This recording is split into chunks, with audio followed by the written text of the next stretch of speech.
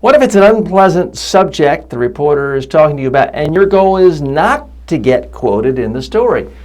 There are techniques for doing that as well. The whole point of knowing how to be good at the media and understanding messages and sound bites is not that you become a walking, talking quote machine. It's that you have control.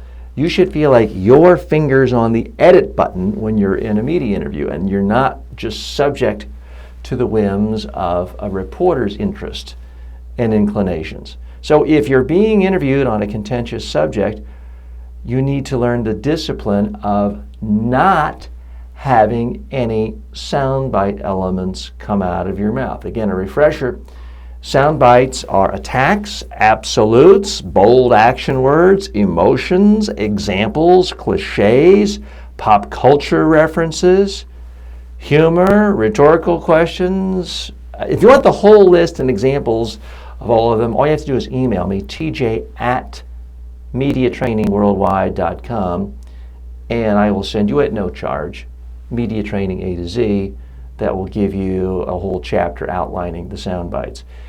But you have to learn the discipline of not having those words come out of your mouth. So if the reporter says, TJ, don't you feel guilty and ashamed? When did you stop beating your wife? If I say, well, I don't beat my wife, that's going to be quoted because I'm using the word beat, which is action-oriented, it's emotional. I'm saying I don't do it, it's an absolute, more emotion. So I've just used 4 soundbite, it's attacking. I've used 5 soundbite elements. Reporter's going to quote me on that, entirely negative and not productive at all. So you have to make sure you don't have sound bites come out of your mouth. So how would I answer that question?